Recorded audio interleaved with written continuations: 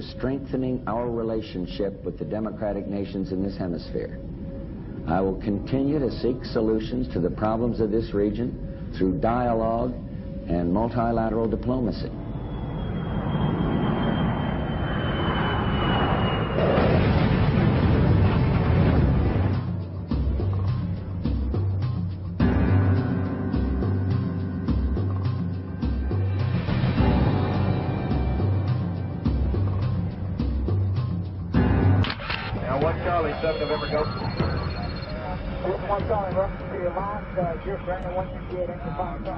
Durante medio siglo, el mundo se vio envuelto en la Guerra Fría, término con el que se conoció el enfrentamiento entre dos grandes potencias, la Unión Soviética y los Estados Unidos.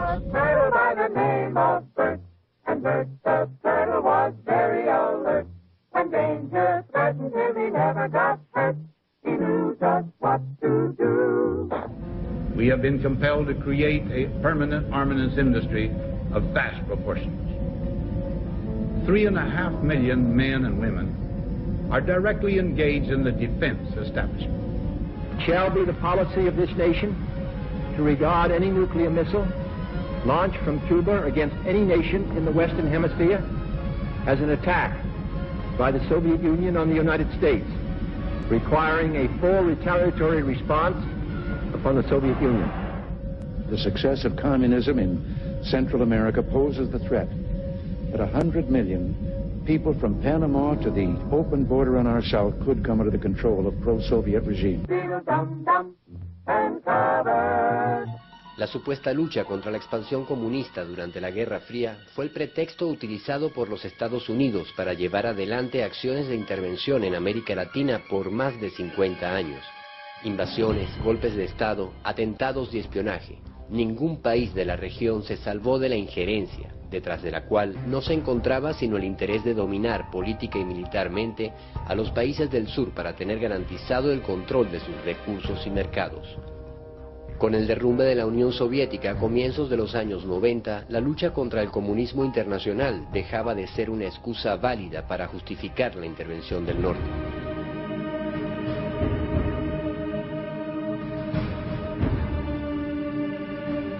La misión de la CIA y el Pentágono alrededor del mundo perdía su razón de ser al desvanecerse el fantasma del comunismo. Era de suponer que había llegado la era de la paz, pero la realidad fue muy distinta. Terminaba la era de la Guerra Fría para dar paso a la posguerra fría. Washington echaría mano de un variado menú de motivos para seguir justificando su intervencionismo. La guerra por dominar el mundo debía continuar. Una injerencia que en los años 90 redefinió estrategias combinando la acción militar directa con la más refinada intervención económica y financiera.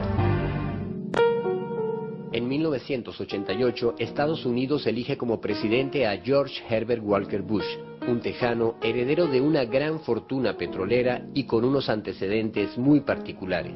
Que en los años 90 está el padre de Bush. El padre de Bush antes era el director de la CIA. Si de algo sabía el nuevo presidente estadounidense era de petróleo y de espionaje.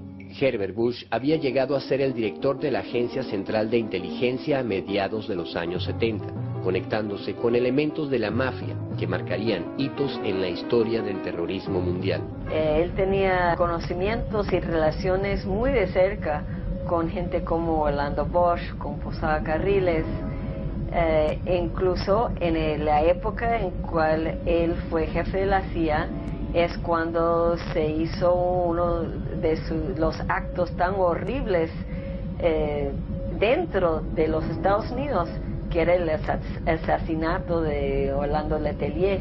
Bajo su mandato en la agencia se produjo el asesinato en pleno corazón de Washington del canciller chileno Orlando Letelier y la estadounidense Ronnie Moffitt, así como la voladura del avión de Cubana de Aviación en las costas de Barbados, donde murieron 73 civiles.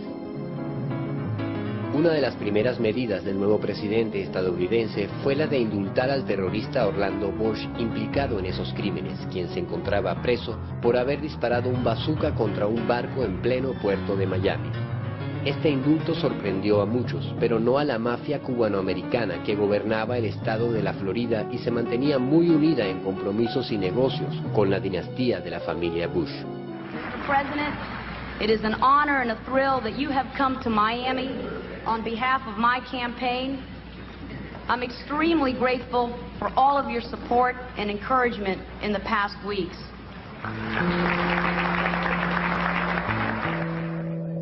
Al antiguo director de la CIA, ahora al frente de la Casa Blanca, le tocaba entrar a dirigir el imperio en lo que se suponía era el ocaso de la Guerra Fría y el comienzo de una etapa de paz. Pero sus acciones contra los movimientos de liberación en Centroamérica no se hicieron esperar. La política militar fue la continuidad de la que traía Reagan. Seguir apoyando al ejército con asesores y con armas. El ejército de El Salvador tenía 50 asesores de Estados Unidos. La ayuda militar y económica llegó a superar el presupuesto nacional. En ese periodo era solución militar y apoyo al ejército. A 6 meses del nombramiento de Bush como presidente, se produce en la República de El Salvador una de las masacres más sonadas de la historia centroamericana: el asesinato de 6 jesuitas a manos de exalumnos de la Escuela de las Américas. Y la decisión de asesinar a los jesuitas la tomó el alto mando. Fueron enjuiciados 14 militares y apresados. El ejército asumió el asesinato. Para buena parte de la opinión pública mundial, estaba claro desde dónde se movían los hilos de aquel hecho, que se sumaba a las masacres contra civiles que durante 12 años se venían ejecutando con financiamiento estadounidense en la República de El Salvador. The question is, why are we supporting El Salvador? No, the question was, why are we killing priests in El Salvador? The answer is, we're not. Now, you be quiet. President Cristiani is trying to do a job for democracy, and the left-wing guerrillas must not take over El Salvador. Estados Unidos tenía el control realmente del ejército. Estados Unidos entrenaba a los militares allá, y no solo a los militares de bajo rango, sino que los generales. El general Vargas, que era el subjefe del Estado Mayor, tuvo participación en la Escuela de las Américas, recibió cursos. Uno de los autores de aquella masacre huyó de la justicia escondiéndose en el lugar que consideraba el mejor refugio para asesinos de su calaña, los Estados Unidos. La agencia y el Pentágono se lavaron las manos durante años con ese caso, aplicando uno de los recursos más utilizados por la injerencia: la negación plausible. One of the things that all spy agencies are concerned with, and the United States has more than one, is called plausible deniability. In other words, so that if somebody is caught or something is exposed, there is a way to deny that the agency had a role. En que asesinan a los sacerdotes jesuitas en El Salvador, otro lugar de Centroamérica sentiría la escalada de la injerencia del norte: Panamá. El vecino del norte debe ir disminuyendo tanto tropa como equipos hasta que el 31 de diciembre de 1999 salga el último soldado estadounidense del Canal de Panamá y nuestro país asuma de una manera total la plena jurisdicción sobre la franja canalera. Pocos países del mundo han sentido la injerencia norteña por tanto tiempo como Panamá. El canal de navegación que une el Atlántico con el Pacífico es una de las principales rutas comerciales del mundo. Desde su construcción, Estados Unidos administraba el canal como suyo, sin importar que estuviese en territorio de otro país. 12 bases militares norteamericanas instaladas en suelo panameño dominaban el país a su antojo.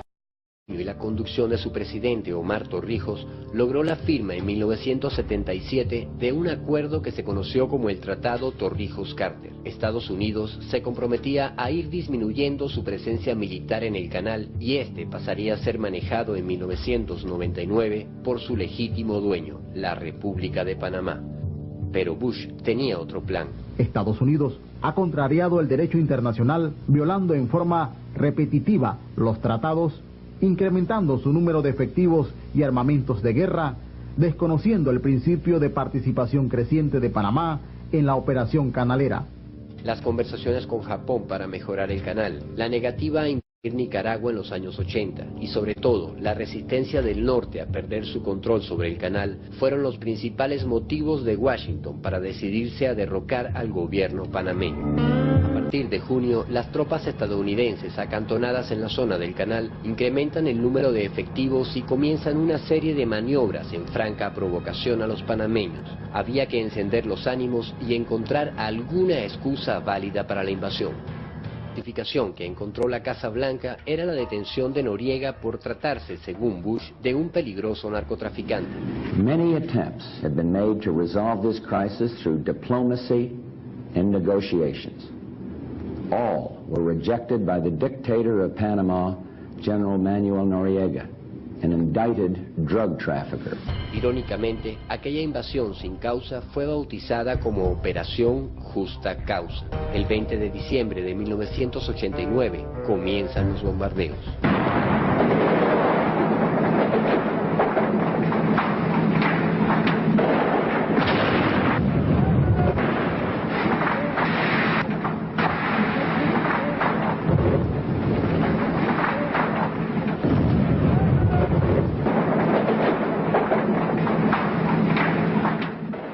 Panameñas resistieron como pudieron al invasor, pero ante la supremacía numérica y el despliegue tecnológico no les quedó ninguna oportunidad de victoria a los patriotas.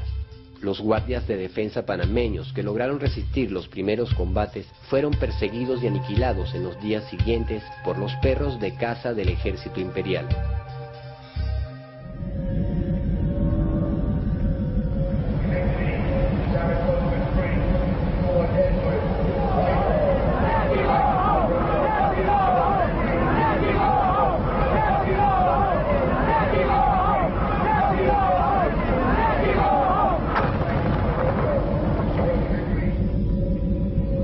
The goals of the United States have been to safeguard the lives of Americans, to defend democracy in Panama, to combat drug trafficking, and to protect the integrity of the Panama Canal Treaty. Noriega fue detenido y encarcelado en los Estados Unidos.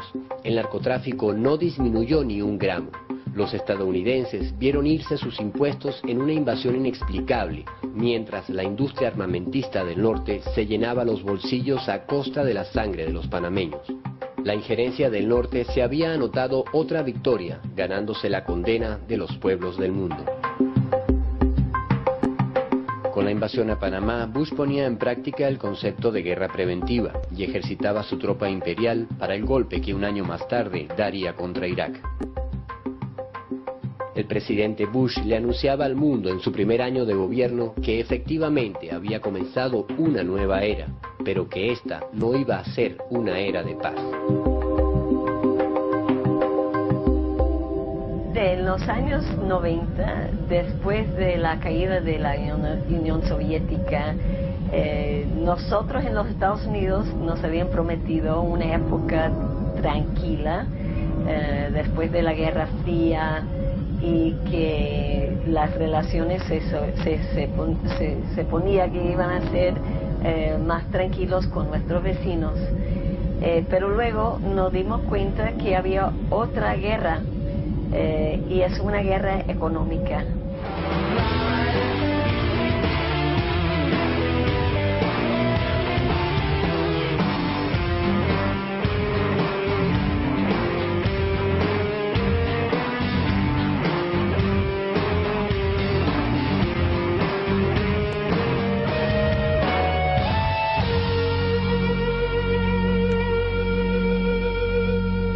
Eso ya había empezado en la década de los 80, pero en los años 90 es cuando llegó a ser crisis en muchas partes del mundo, incluyendo en América Latina, porque las políticas de esas instituciones eran realmente para abrir sus puertas hacia las cooperaciones internacionales, y buscaron toda forma de presionar a gobiernos a imponer políticas que eran contra el pueblo, que incrementaba la pobreza, que cerraran instituciones y centros de salud, de educación, para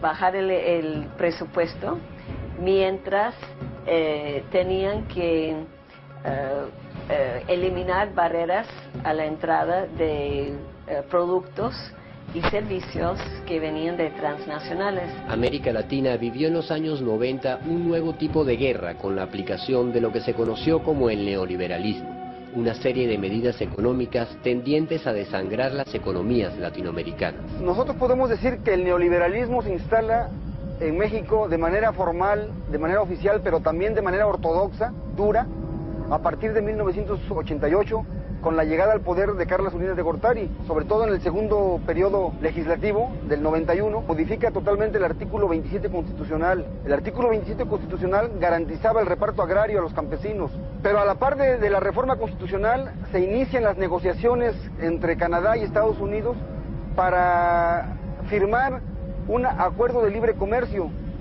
de América del Norte o tratado de libre comercio con América del Norte. Los tratados de libre comercio no eran sino la aplicación del consenso de Washington, una serie de medidas impuestas a los países del sur cuyas recetas obligaban a aumentar impuestos, invertir menos en gasto público como salud y educación, liberar las importaciones, aumentar las tasas de cambio y de interés, liberar de obligaciones al capital extranjero disminuyendo las competencias de los estados y sobre todo vender los países por pedazos a través de las privatizaciones. Lo que han hecho es desmantelar los estados y hacer más fuerte a los grandes empresarios, destruir la agricultura en la mayoría de los países, porque al quitarle el impuesto a los productos importados y liberalizar el comercio exterior, lo que ha habido es una inundación de productos importados de Estados Unidos, sobre todo, y de Europa, pero sobre todo de Estados Unidos, y el desmantelamiento de áreas importantes de la agricultura. El caso argentino fue terrible, que quebraron 10 millones de hectáreas de tierra y 500 pueblos quebraron.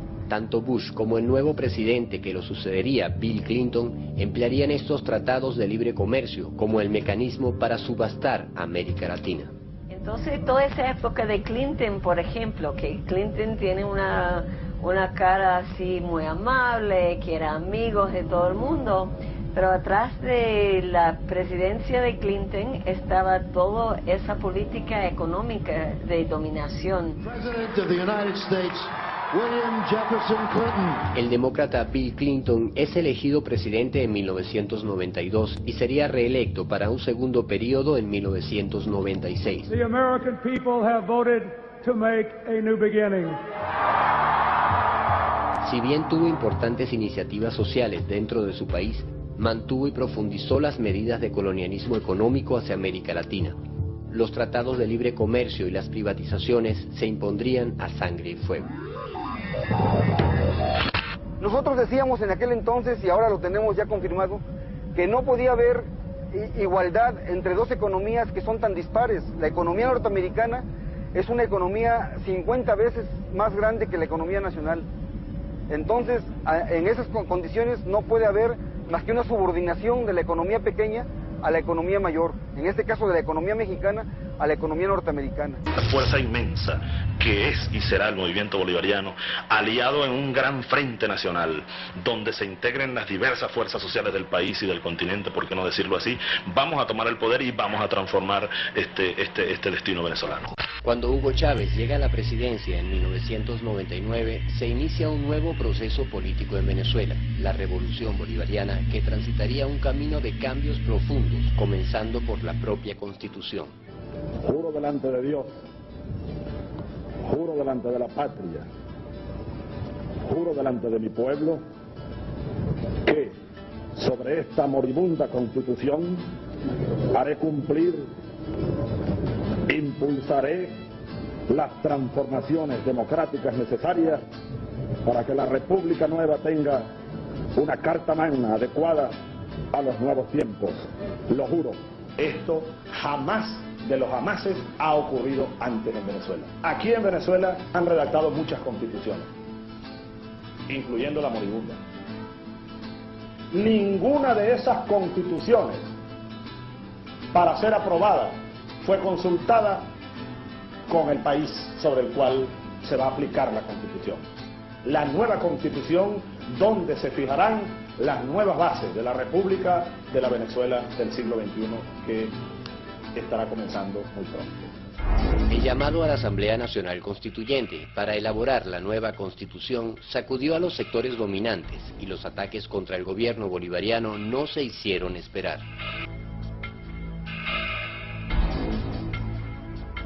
Que aquí se ha levantado una campaña pero tan irracional contra una idea que es absolutamente legítima, está en cualquier universidad, en facultades de derecho, en los textos constitucionales, en los textos de historia, está el tema del poder constituyente. Es un tema hermoso además. Con la nueva Constitución, aprobada por referéndum en diciembre de 1999, el proyecto bolivariano sembraba las bases legales para la transformación de la estructura de gobierno, abriendo las puertas a la participación de las mayorías. La nueva Constitución establecía también el principio de un mundo multipolar, un objetivo que el imperialismo norteamericano no estaba dispuesto a tolerar. El director de la CIA, George Tenet, confesó estar especialmente preocupado por nuestro país.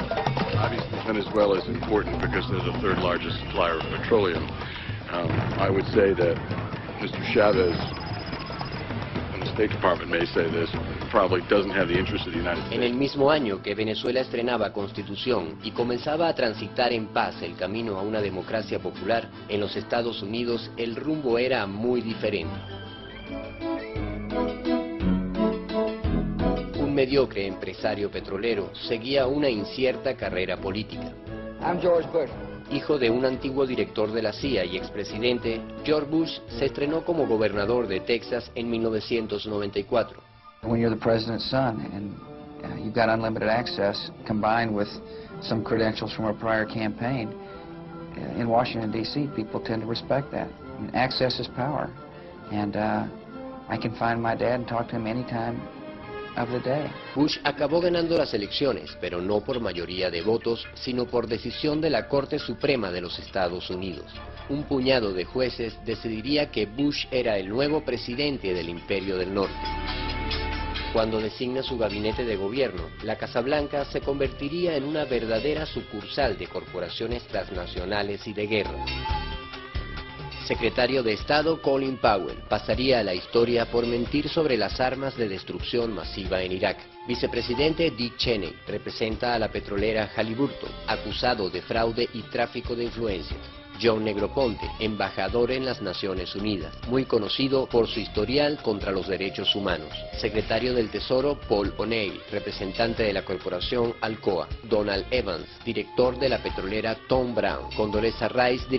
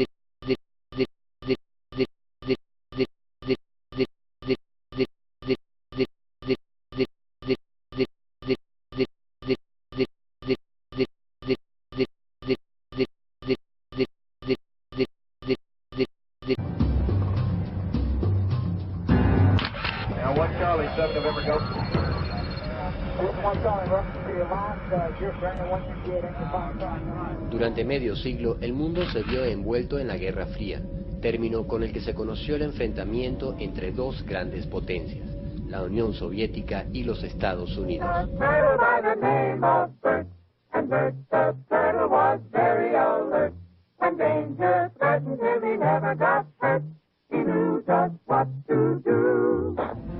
we have been compelled to create a permanent armaments industry of vast proportions.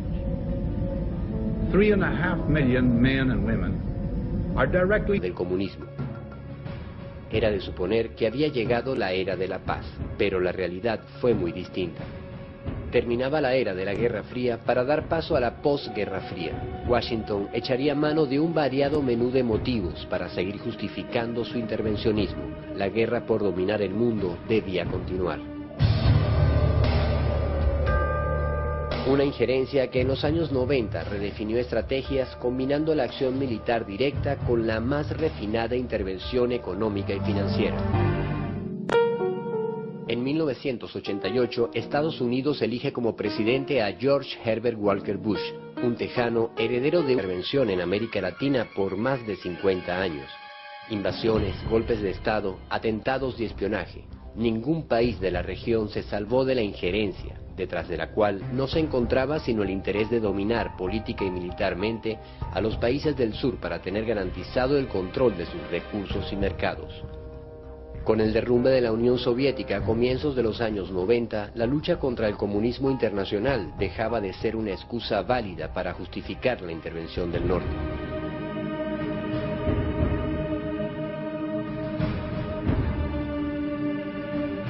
La misión de la CIA y el Pentágono alrededor del mundo perdía su razón de ser al desvanecerse el fantasma. Shall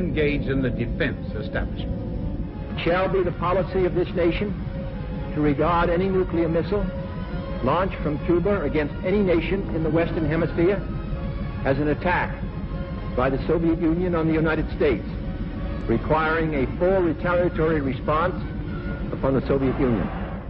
The success of communism in Central America poses the threat that 100 million people from Panama to the open border on our south could come under the control of pro-Soviet regime. La supuesta lucha contra la expansión comunista durante la Guerra Fría fue el pretexto utilizado por los Estados Unidos para llevar adelante acciones de intervención.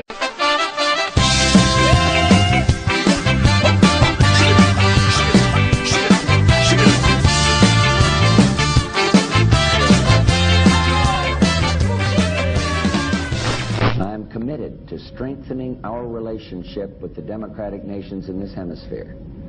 I will continue to seek solutions to the problems of this region through dialogue and multilateral diplomacy.